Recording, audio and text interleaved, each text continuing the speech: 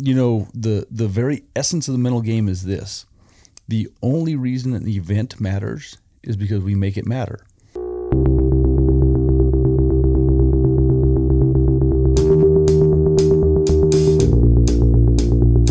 Welcome to the Mullins Farrier podcast. Every horse, whatever it was doing, had a season. Once their competition season finished, they took the shoes off, they chucked it out in the field with some other horses, and it had a 2, maybe 3 months period where it went and remembered what being a horse was all about. Even in a cheaper area, your prices should be set by your skill level, by your experience. And some people might not feel that they're worth, as much as others. But if you're only charging $160 to shoe a horse, then the only way you're making money is on your trims. The WCB was a way to make sure that you kept the trade alive. I think I'm a custodian of the trade, so it's like we have to keep it going. It was hard, but you adapt and overcome, and that probably gets to me where I am now. It's problem solving, horseshoeing's problem solving, and back in the day it was problem solving how to be as strong as the older apprentices. So it's all about adapting and overcoming, which was good. I know we learn every day, but you do have to put yourself outside the box and just continue to learn, which is why I was just trying to do my fellowship, because I still have apprentices, and if I stay at my AW, I'm stagnant.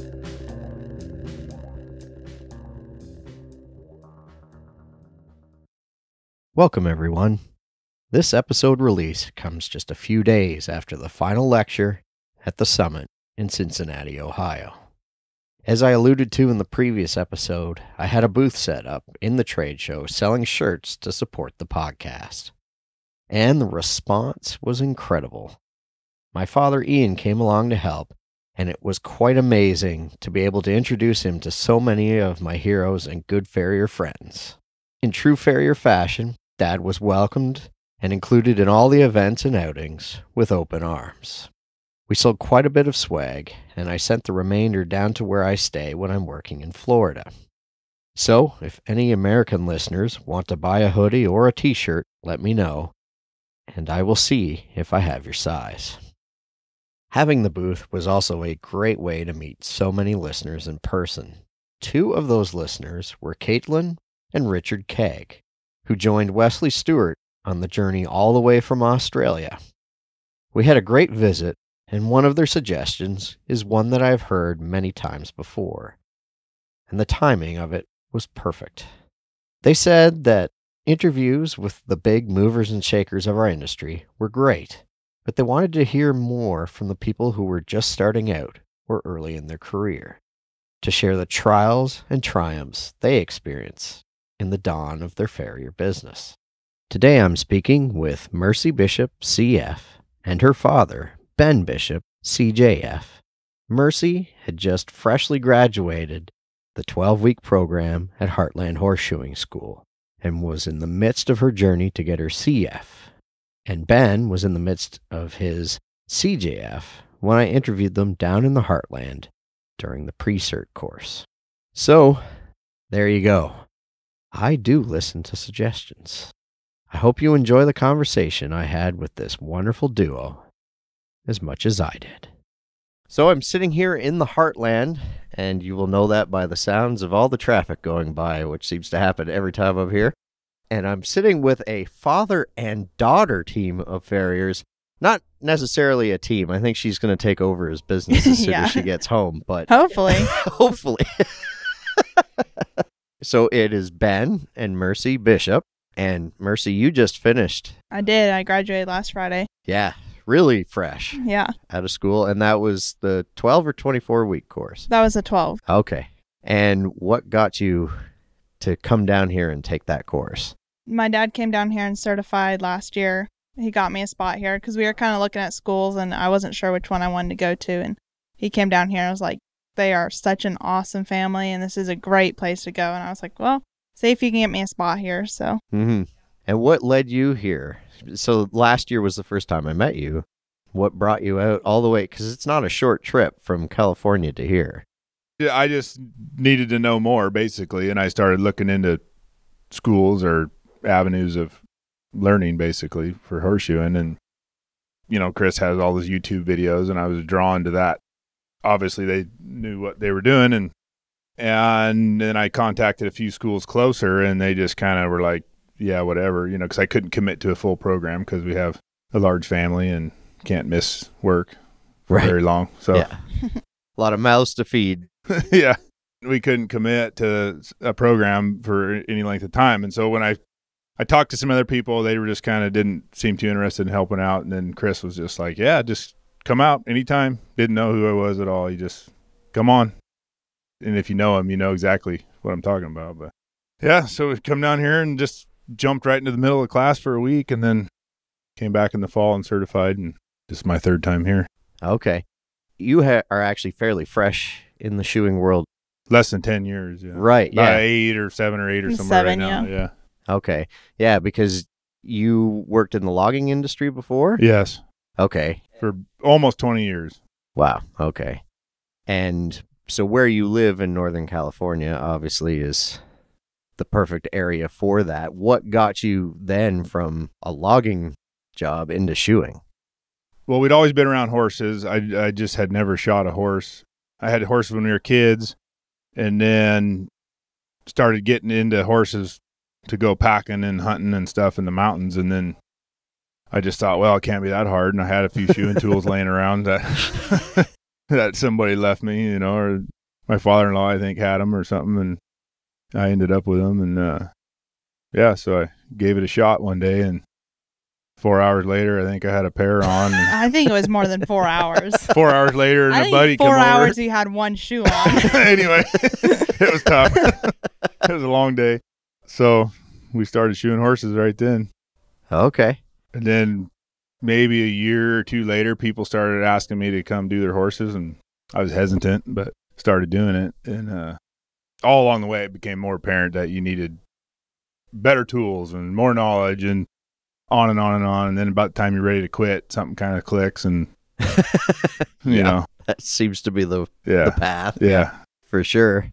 So this whole time while you were doing that, you were running your other business with the logging, right? Still logging, yeah. And then I quit the woods completely. I had a partner, sold my half out to him, and started working in a cabinet shop. Okay. Yeah, and just did that for the last 7 years. Okay. Shoeing on the side, basically. Thursdays, Fridays, Saturdays, Sundays, working in the cabinet shop the rest of the time. Right. Yeah, so you've been busy. Yeah. So we just went full-time completely, like in June, about the time we dropped Merce off at school this year. Okay. We had about 200 horses on the books, and we're still doing them on the weekends, and finally just said screw it and went for it. Do this. Yeah. And then how quickly did things build from there? It's doubled since then. Yeah. In what, 4 months, whatever? Yeah, I did the scheduling. About the week I left, I had like 6 phone calls every single day. New clients. Really? It was crazy how fast it took off. Okay. Yeah. 3 to 4 new clients a week. Yeah. Did you put word out that you were? Was there any marketing involved, or it just... I did a little bit. She did some Facebook stuff. Yeah, and I would leave business cards out, and I just got to know a lot of people. Like working in a little cafe there, I'd talk to like a lot of the local ranchers and stuff like that. Yeah, it was mostly word of mouth. Okay. And we had a lot of people retire and gave us their books. Ralph Dillon retired. He had a nice book of good horses and good clients. Okay. He jumped in there, and I showed him my shoe board and told him what I was doing and how we were going along there, and he instantly just started shoving people our way. Yeah, it's always nice to have that. And I'm sure for him too, when you find somebody that you know is going to take up the business and actually, take care of clients. He's in his 80s. He was 83 years old, and he hadn't let go of his book because he didn't want someone to have to deal with somebody that he didn't trust could do a good job. Right. That was all it was. Yeah. Yeah. Yeah, you build up those clients, and they become more than clients, and it's hard to just let them go to just anybody. Yeah. Not that we're anything special, but you know what I mean? He just knew that, he could trust you to show up, do a good job, and treat him right, basically. Yep, exactly.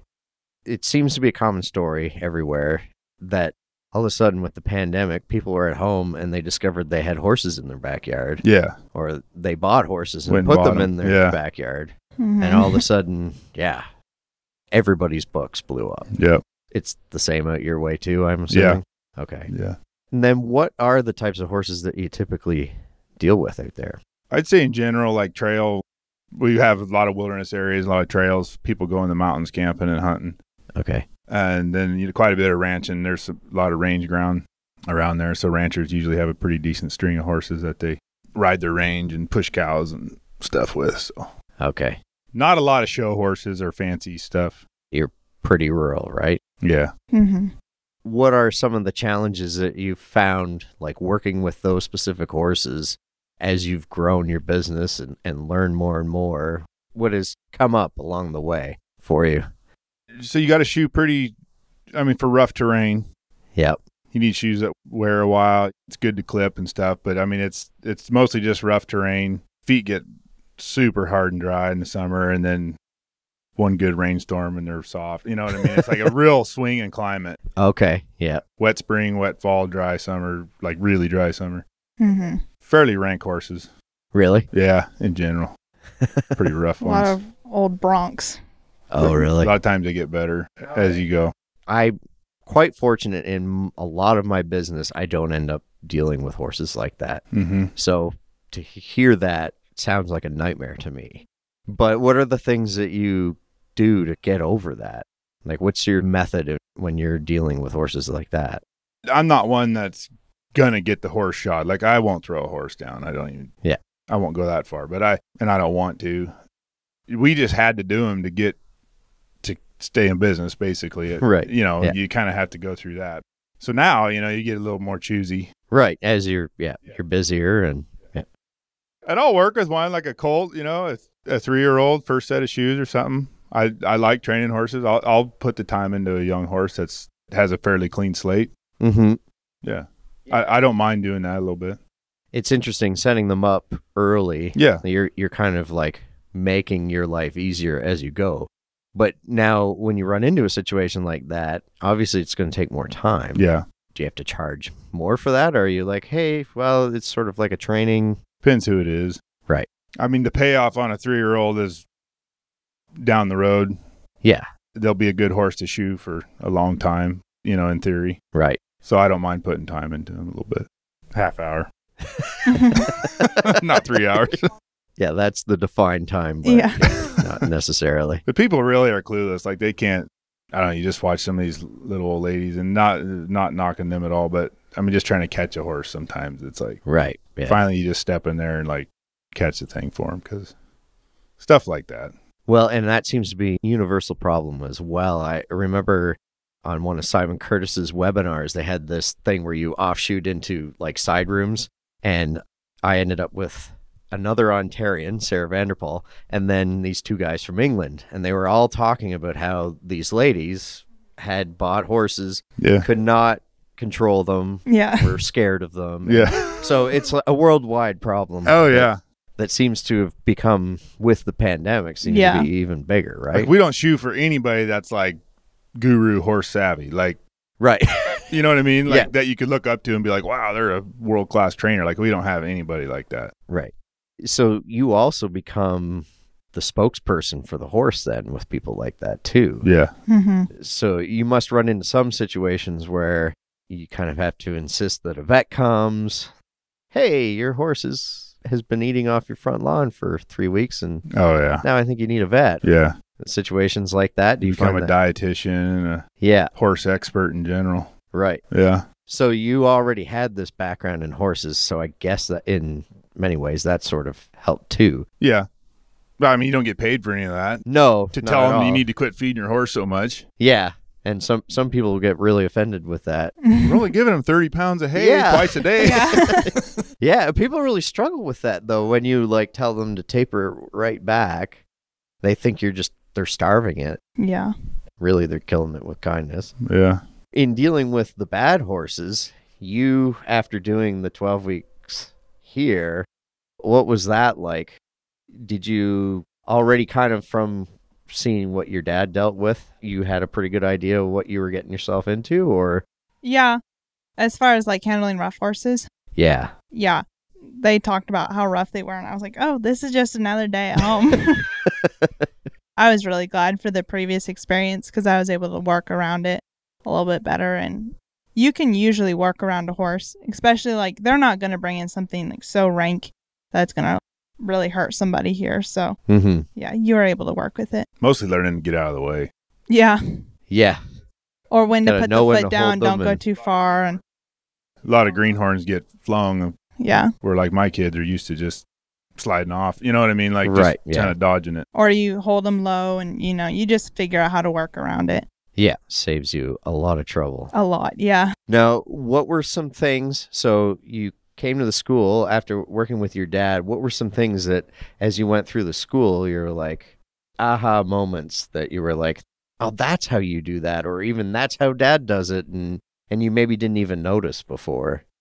A lot of it, like I was pretty good on everything. I had not done any shaping, so that was my big weakness.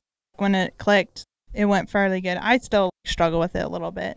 I got here and I was like, you know, I think I'm doing okay and it sounds smooth. And then a few weeks in, I was like, I suck. I cannot do anything right. You just go through that rough space because they're telling you, you know, you can fix this, and then you start picking on yourself and you just try to really do a good job, and then it just gets really hard. And then once you finally figure out exactly what they're saying, or you begin to see, I would continue to leave one side of the foot higher, and I didn't realize it. It was just how my eyes saw it. Yeah. Eventually you see that is how they're seeing medial-lateral balance. And then you just pick up on those things and it gets easier from there on out. Yeah, it's amazing when you think you are doing really well. Yeah. And then you have somebody who's higher level, like they are, that then can see stuff. Yeah. And they describe it to you. And I don't know how many times certain demos, even watching a lot of the demos, even for the CF folks, where they're doing a description of something, and I'm like, I just picked something up from that, that I've heard it 10 times, but it just all of a sudden clicks. They can tell you something 50 times and it doesn't click till the 51st time, and you're like, oh, that's what they're saying. Then it's easy. Yeah. And yeah. Or you just listen to him tell somebody else. I got to go with them to an Amish clinic just the other day, and just listening to him give a clinic, Cody give a clinic, you just pick up on things. You're like, oh, I didn't know that. But you know he's told you so many times. Yep. You just weren't ready to hear it or exactly, see it. Yeah. Yeah, for sure. And you are staying for a period of time too, right? Yeah. I was going to stay till the certification chorus, and then I had a friend's wedding in Nashville, so I was going to stay for that at the end of October. And then they invited me to convention with them, so now I'm staying till the middle of November. Okay. Yeah. So we're still solo crew till then? Yes. Yeah. Someday we might get to work together. Yeah, and what is your plan once you get home? How are you going to work that out? Because you obviously, like, the business is picked up, but now you're going to be combining forces. She can get paid for what she does, and I'll get paid for what I do, I guess. You haven't talked that through yet? I honestly have no idea, so I don't know. I don't want to build up a clientele in California. I'd like to get out of there sometime. Oh, really? Yeah. And do you have a particular area that you're set on, or? I don't really. No. I really have no idea what I'm doing after this. Okay. I like the Oklahoma area, but I really just don't know. And are there any types of horses, or in hanging out with these guys and seeing other stuff that's around, are there any other types of horses that you'd want to specialize in, or it's just you're going where the wind takes you? Kind of. I really don't want to do saddlebreds and like that's, or draft horses or anything like that. I really like doing quarter horses, and mostly for the cowboy stuff, at least for now. Yeah, I don't know enough like what discipline I want to pursue to get good at it. So. And then obviously you caught the certification bug too. Yeah. As you're pursuing yours as well. I told Dad, I was like, yeah, I think after I get out of school, I want to do the CF, and then I'm going for my CF this weekend. And I'm like, no, after this, I'm going to go for my CJF and maybe go higher. And I think it'd be cool to be a tester and examiner one day. And once you start learning, you kind of catch a bug. You want to go as far as you can. Yeah, for sure. And I can say from experience, once you have a little bit of momentum in that direction, don't stop. Don't think, I'll take a year off or something, because that year turns into a few more, especially when you're working this job. It's pretty easy to get very busy very fast. And then that kind of becomes all-encompassing, as I'm sure you've discovered already. Yes. Yeah. You have a big family. You have several siblings, as Yeah. we discussed at dinner time. Do you have other siblings that you think are going to want to go this route as well with the shoeing? I am putting my bets on William.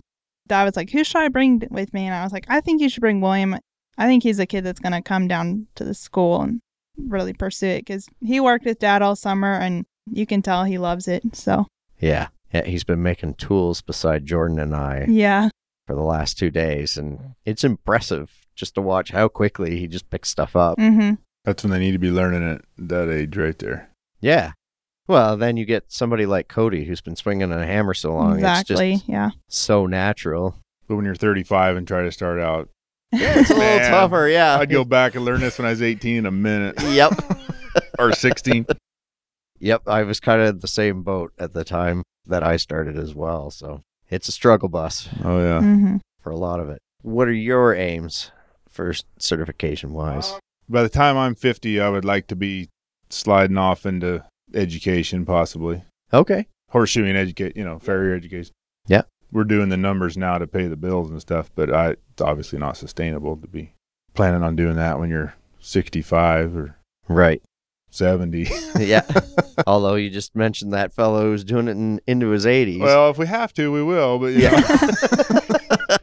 No, I just think knowledge is so important because the more you have, the more valuable you can be without just having to shoe horses. You become more valuable to the industry as the more you know and the more involved you are. And Yeah, I always find it interesting. A lot of people I've met at the school here have been from very rural areas like yourselves, where you don't even have that much competition as far as like other farriers, but you're still coming to the school, taking that time when you could just be doing another week's worth of horses. Yeah. And you're pursuing a certification and taking the course and everything else. And I was always impressed with Russell Floyd. He's described the trip to get here to me, and it's a lot of plane rides and, I don't know, a few donkey rides and stuff through the mountains. But he comes and he already has this well-established business, but wanted to get better and just kept pursuing it. So I often wonder, what do you think that is, that even though your clients probably don't even know what CF or CJF means? They don't, especially where we're at. Nobody knows what that is. yeah, no idea what the AFA or anything. You pull up and start hot showing, and they're like, what are you doing? Like, why are you trying to be all fancy? Because it's all cowboy shoeing up there. People just slap a cold shoe on and, maybe beat it down a little bit, but it's nothing fancy. They just want shoes to stay on. Yeah, right. To them, that's the end product that they're concerned with, right? Yeah. I understand if you want to get into the education side of things. What do you think drives it, though? Is it just a personality thing? I just lose interest if you can't be better. Like, I was seriously, I don't know, what, 3, 4, 5 years in, whatever. Not even that long. I don't know, maybe 3 years. I was just like, this sucks. I hate this. You plateaued. Yeah, I was ready to quit.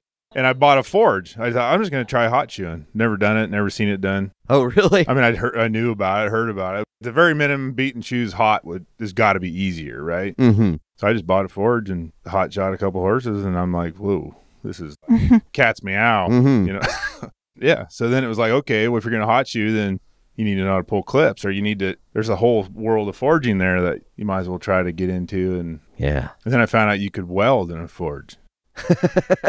Mind blown. I was like, whoa. Yeah. Because I don't want to pack a welder around. Yeah. Yeah. And I thought I had to. I didn't know anything. It's incredible how far you came just with what little you knew at the time. Yeah. Yeah. Just blacksmithing in general was always interesting to me. Like working with metal. We've done a lot of fabricating. Like logging, you had to fix stuff, weld stuff, invent ways to patch machines back together. Right. So, I mean, there's that. But then, blacksmithing was always interesting. And now look at you. Yeah, by golly. Just soaring with the eagles. At what point did you think, Mercy, that, hey, I think I want to try this as a career? So I'm not really sure. After watching him take 4 hours to put on his first shoe, I decide I want to do it as well. I'm not really sure why that convinced me I should do it. Yeah, I told him the first time he tried shoeing horses, I was 11. And I said, Dad, I want to be able to shoe my own horse by the time I'm 13. And I don't think I ever fully did a horse, but I could have. Probably besides the shaping, because I never really did any of that.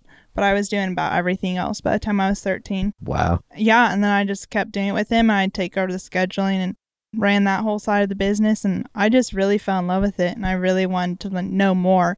So then we started looking into schools, and it just kind of took off from there. That's really cool. Well, is there anything else that you guys would like to cover?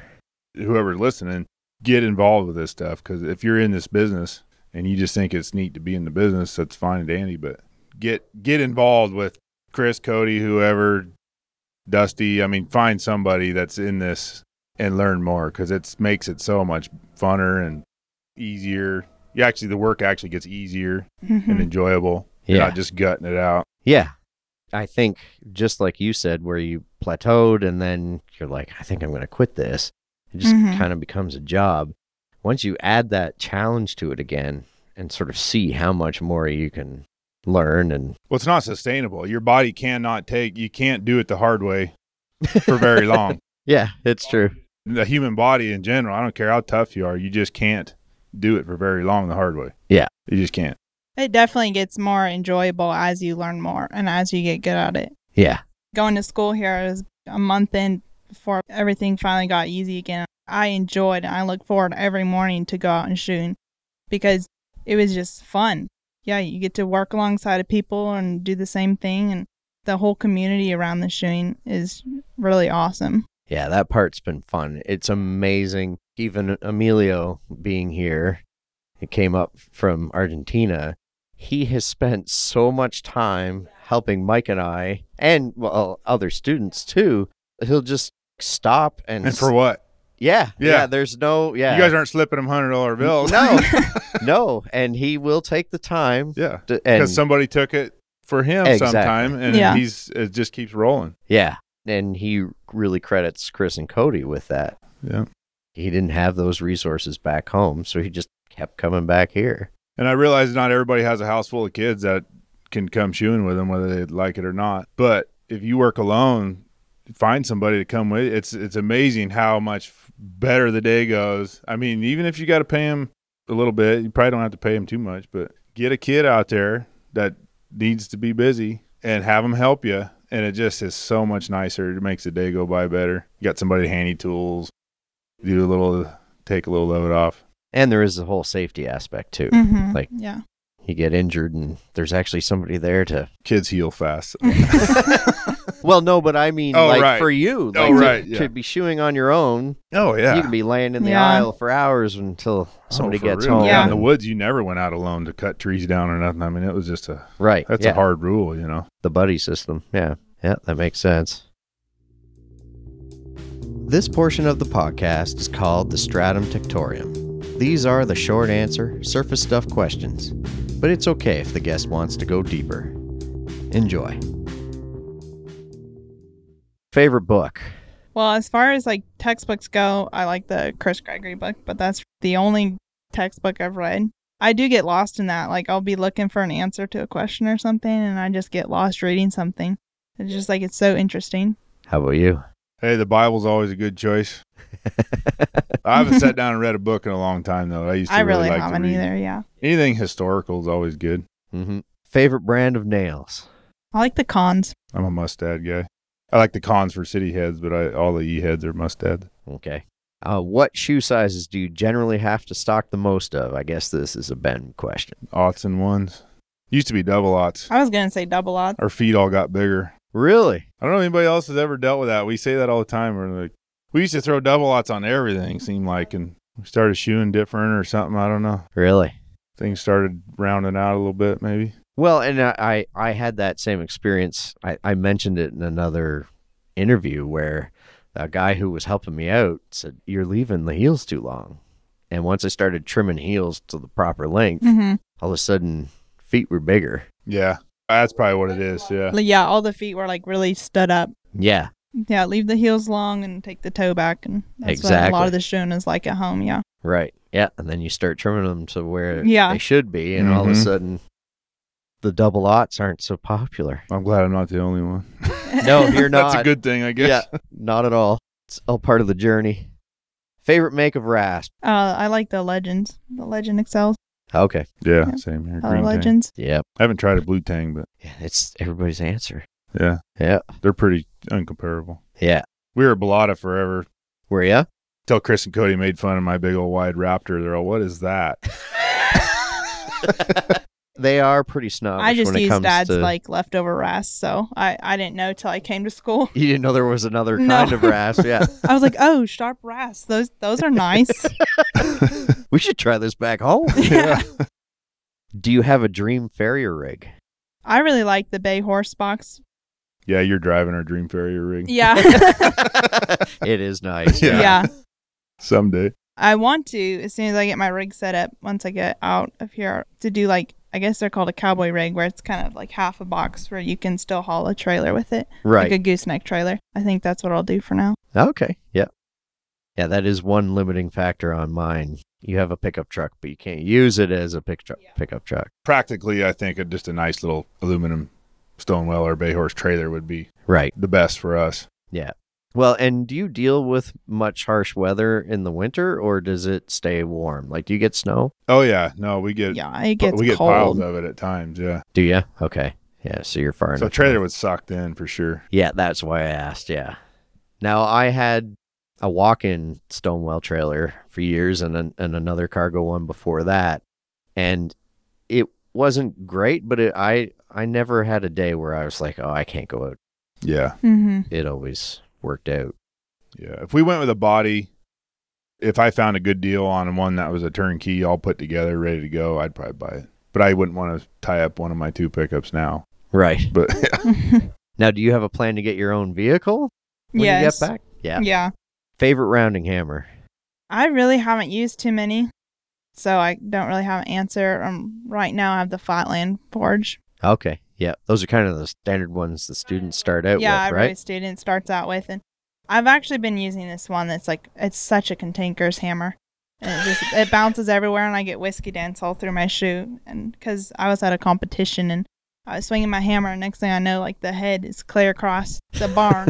I'm surprised it didn't hit anybody. Thankfully, it didn't. So, yeah, that happened like halfway through school. And so I've been using this little junk hammer. And I was like, okay. As soon as Dad got here, I was like, hey, Dad, you think you can fix my hammer? I had to wait for him to get here to sharpen my knives and fix my hammer. Oh, wow. She was looking forward to you coming I was, back. yeah. I know. Look at that. Be nice if I got something back. You might get a few weeks of me showing at home. Maybe. It changed from years to weeks pretty Yeah. quickly there. I was like, years too long. So how about you? Oh, I just got a Derek Gardner a few months ago, and that thing's great. Yeah, 2-pounder. Yeah. It's really nice. they're life-changing. Oh, yeah. Big time. Favorite type of bar stock to work with? If you can get it at 3/8 by 7/8, but we just talking about that tonight. Yeah, it's a rarity. Yeah. I like 3/8 by 1, I guess. Okay, yeah. How about you? I like 3/8 as well, by 3/4. Definitely not quarter inch. That's what we had to start with Yeah. at school. Oh, Oh, my yeah. gosh. That That stuff is frustrating. Yep. awful. Oh, yeah. It's terrible. Try making hockey sticks with that. Mm-mm. No kidding. No, it's terrible. Does make you better at it once It you get does. into the good sections. First though. bar show I made 3/8. I was like, oh my gosh. Yeah. What have I been missing Cake. out on? Yeah. I'm actually okay at this. Yeah. Favorite pastime after work? You haven't had a pastime. I haven't. No, there was a few weeks where I didn't go to bed before 2. Like, that's just what you have to do to graduate. Yep. I like riding, roping, and training horses. That's what I like to do. Yeah, I'm fine with just sitting down and having a moment. Just a very brief moment. Yeah. Yeah. You don't get much of that with 10 kids. Oh, we like hunting too. Hunting's Yeah. great. Okay. What? Not necessarily after work activity, but Right. Like kind of a weekend thing, or Yeah. do you? Okay. And what would you be hunting? deer. We do a little guiding and outfitting too. That's Yeah. always Oh, a do you? highlight Guide of elk the year. hunts. Yeah. Yeah. Oh, okay. Cool. Next thing on your bucket list. If I can get my CJF this weekend, I'm going to chase the CJF pretty hard. Good for you. Well, I'll get this CJF out of the way, and I hope to just keep trucking. Cool. AW maybe. I don't know. We'll see. Good for you. Yeah. I look forward to watching you on that journey. Favorite brand of keg shoe? Probably the Cons again. Yeah, they Cons. are nice. Do you use a lot of those at home? That's all then? we use. Is it? Yeah. Ideal number of horses to shoe all around in one day? 6. Well, it depends on how much help we have. I always have help. Well, yeah. If we go out with 3 of us kids or so, we can bang out 12 or something. Like, that's a pretty good day for all of us. Right. Okay. Yeah, 6 with a bunch of trims is fine with me. Yeah, we can. Yeah. Favorite anvil? What are those ones called? I don't remember. Legends. Yeah. Anvil brand, I guess. Legends. That's what we pack. I mean, in my pickup. Oh, it is? Okay. Yeah. Yeah, that's all I've used. But I got a couple big ones at home. I haven't even used it yet. I got a big Fisher and a. Didn't you just get a 300 Peter pound Wright. one? Or Yeah. something? Yeah. Oh, the Peter Wright's the 300-pound one? No, it's a 200, but the Fisher's a 300 pounder, and I haven't even got to do anything on it yet. But it's a nice one. Cool. Got it cheap too. Is it beat up or not No, really? it's pretty crisp. Yeah, Cool. it went through a fire. Really? And it was laying there. Yeah, it's all black. I mean, it was just sitting there. I don't think it got hot enough to hurt anything. I don't know. Yeah, you'll find out. just got it. So, I don't know if it's a favorite or not. Yeah, right. Sure looks cool. Time will tell, yeah. Favorite one to look at? Yeah. Do you have a favorite inspirational quote? Kind of the thing I live by is like, if you're in the room where you are the smartest person, you're in the wrong room. Huh. That's like kind of what I live by, because if you don't surround yourself by smart people, you're never going to get better. Yeah. Or people that are above you. Yep, for sure. Well, when I was running out of time on my first 2 CJF attempts with the horse, I was whining at Chris, and he just says, "Well, just do it faster." Yeah. So that's my quote. Just Yeah. do it faster. Did he call it Plan B? Something like that. Yeah, he's right? like, it is "Man, Plan you- B." Yeah. Yeah. At school, yeah. We're like, hey, I think it's time for Plan B. And they just look at you like, Just shut do it up. better. Just do it better and do it faster. Just do it faster, yep. Yeah. Yeah, they make it sound so easy. I know. Do you guys have a Farrier Terrier? Yes, it's my dog, Named Dell. Dell. He's got one eye. Yeah. Named after the computers? No. No. That's, Delta Dawn is her real name. We Oh, just call her okay. Dell. Yeah. Named after the song. I ran her head over one morning. Pickup was warming up to go shoeing, and she was laying under the pickup waiting for us, or under the trailer. And the only thing that happened is lost her eye. It just like popped So she's Like, the one-eyed Farrier the Terrier. eyeball. It Wow. didn't even, like, it just fractured the socket. Didn't do anything else. But yeah, she's very pious. She's like a McNabb. McNabb Border Collie. Yeah. If she sits in the middle seat of the truck, and if you set your jacket there or anything, she just stares at you until you move it. Like, she's just like, what is wrong It's with her you? spot. Yeah, Yep, they're great company. they are. Mhm. If you're stumped on a case or need backup, who do you call? At school, of course, it's always Chris or Cody. Or there's a few students here that were pretty good, that they would kind of walk around and help you. Right. There's a vet back home out of Klamath Falls he's actually really good with feet. And then that old guy that retired, that Ralph Dillon. Oh, yeah? Yeah. Well, that's great that you can still bounce stuff off of them. And Yeah. And of course, Dad at home. yeah. Dad, I can't do You this. don't want my advice. Yeah, but at least like I don't Bar have shoe and to a pad. What do you mean? bar shoe and Equipack. That was what we said at school. Well, I think that answers the next question. Do you have a favorite shoe or package for Oh, the man. mystery lameness? Bar shoe with a pad. Bar shoe and Equipack. A little bit of Hawthorne under it. You're good to go. There you go. With the horses you're dealing with, do you deal with a lot of pads or not? Not a ton. I do. If I have a horse that's just sore and nobody's x-rated or they're not like a diagnosis, I'll just bar shoe them and pad them. Seems Just to do the leather, trick. just a good leather pad seems to usually clears things up Yeah. in general. But Have you been doing a lot of those at the... yeah, so we started doing this sanctuary and there's a lot of cripples there Okay. and we're doing a fair amount there. Now, what is the more common thing that you think you deal with? Is it navicular? I think it's just flat-soled thoroughbreds Oh, okay. that are just kind of tender-footed. Right. Yeah. They're on Okay. hard, dry ground there, and they're just, they're just flat-footed in general. No soul depth. Yeah. Mm-mm. What do you use as your planner? Now, you were doing most of Yeah, the I was scheduling, doing right? all of it. Well, we do that Best Farrier app, Oh, do you? Okay. which is really good.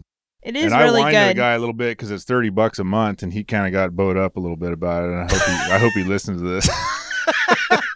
But I was trying to explain to him, I love the app. It's like a really good app. Yeah. Okay. I just think $30 a month. Steep, but I mean, It is nice. It keeps track of all your expenses and stuff like that, and it's like yeah. you get to see, like, it just like automatically puts every horse that's due. Records just right all the up there. dates. You have all your invoices on it. Yeah. And all that kind and of stuff. And you can email or text the invoice to all your clients, but I do like having everything out on paper. I don't use the scheduling part of it. I schedule everything on paper in a planner. Oh, okay. Yeah. I see. Yeah. Well, after I left, Right. he finally learned how to schedule, but I had to. Was it a It was steep tough. learning curve? Oh, gosh, dang. he called me up and he's like, Mercy, I should have been paying you more for this. I'd tell her, I'd say, write down $20 in the thing, you know, and I would every never time do you it. I schedule would a always week forget. out. And I'm like, oh my gosh. When I started doing it, I said, I wouldn't do this for $100 a week. And like the scheduling's not the hard part, it's the people. Yeah, getting and arranging them. Yeah. And yeah. Do you find you get certain clients who they get some sense of importance by being the difficult? Oh, you know that Yes. time that you offered me? I can never be available for Yeah. that time. I can only be there between 9 and noon on Wednesday. And yeah, I'm like, right, yeah. that sucks to be you because I can't be there. You know, Yeah, some people you just have to kind of put your foot down and Yeah. we're getting busy enough now where we can just say, like, this is the day we can be there. Or, you know, give them like 2-3 options. And but that's it. that's it. Yeah. My favorite part of all the scheduling, though, is getting to fire the clients we don't like. That's my favorite part. Oh, man, she's hardball. No kidding. But once you get to a certain level, there is that. And I think now with the farrier shortage that seems to be everywhere, I think there are a lot of clients kind of floating around in the ether right now who Oh, yeah. Yeah. they were just difficult for everybody. Yeah. that Yeah. dealt with them, and all of a sudden they can't find a farrier. Oh, if you go looking at, the classifieds for people wanting someone to show up, you can tell. I mean, you can read them like a book. Oh, Yeah. yeah. They're You start just, to see they've the been signs. through a bunch of people and they have burned their bridges, and it's like, Yep. sorry. But Yep. Yeah. I had this one gal, like, call me. We were at a service, and we had a founder case that we didn't know we had. So it ended up taking a little bit longer. And she called me like 10 times, and we were out of service. And as soon as we got back in, I called her up, and I was like, so sorry, we were out of service. You know, we're going to be a little bit later than we originally planned. She just started screaming at me and said, you know, she was going to fire us. And I knew her before. She didn't know who I was, but she has a bad reputation. I was like, all right, perfect. Thank you. And she just was like got so mad that I was just like very happy we were firing her. And she just like started cussing me out and then just hung up. And I was like, fine by me. I did not want to work for her. Sounds like you dodged a bullet on that one. yeah.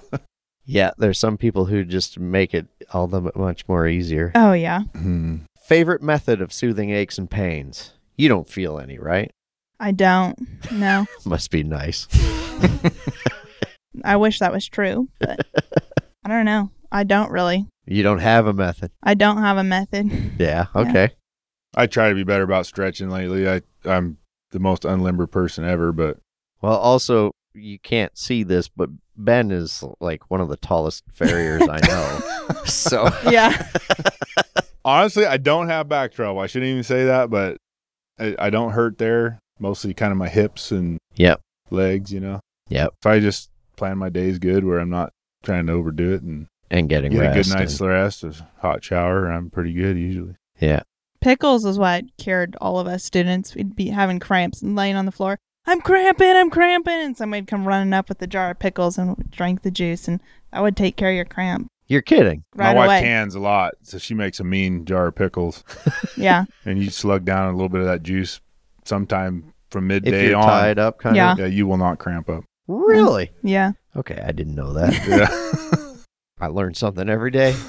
Favorite drink? I started really liking those caffeinated like body armors. It's like coconut water and fruit juice. And I used to drink a lot of Red Bull and Monsters, but I don't think those are good for me. Well, if you're going to bed at 2 every night, yeah, you need Yeah. something, I guess, right? Yeah. How about yourself? Oh, I love a good Coke or something, you know, but I try to not drink them. Yeah. They're bad for you. Yeah. Water's always good. Yeah. Kombucha. My wife makes a good kombucha. Oh, she makes it. Okay, yeah. so I'll just say elderberry kombucha. There we go. Yeah, that sounds really hippie, but whatever. It is good. It's Yep. good. He's from California. It's going to sound hippie. Can't help yourself. Yeah. No. Yeah. Favorite genre of music? Old school country. Like Merle, you know, that era. Yep. Probably about the same. I really like all genres, except for like no classical music, no opera, nothing like that. I don't like jazz, but I like pretty much everything else. But definitely old country. I wondered if yours were going to be the same or Yeah. different. Do you work out? Every day under a horse. Every day's leg day. Yeah. I don't. I hate working out. Okay. Never did do it. I never did do it, but I want to once I get home, whenever that ends up being. Okay. What would you have been if not a farrier? I really like training cutting horses. I really like reining cow horse. I really enjoy that. That's what I was pursuing pretty hard before coming to school. Okay. And I probably will do that in the evenings or whatever on the side, if there is much time on the side. But I really, really enjoy training horses. So. Okay. Yeah. I probably would have kept logging. There you go. Yeah. I wish I had done it when I was younger. I mean, I appreciate where I've been and everything, but I wish I had done it younger. Yeah. I feel the same way. Being that I like it so much now, Yeah, same. And then the COVID question, who would you want to be stuck in a shop with for a month? Under quarantine. I've never been around anybody that's super good other than Chris and Cody. This Emilio would be interesting. Yeah, he would be. Yeah. He's so just neat the way he shows you things. Yeah. But of course, the greats that you hear about, but I've never met. Right. Whoever they all are. How about yourself? Probably Cody. But I really haven't been around a lot of people. I'd hang with Chris or Cody as long as I possibly could anytime. So Yeah, same. Yeah. pretty deep well there. Yeah. Well, thank you very much, guys. This has been fun. Thank you. Awesome. It's an honor. Thank you. Yeah. All right. Well, look forward to seeing you both do all the things you're aspiring to. That's awesome. You as well.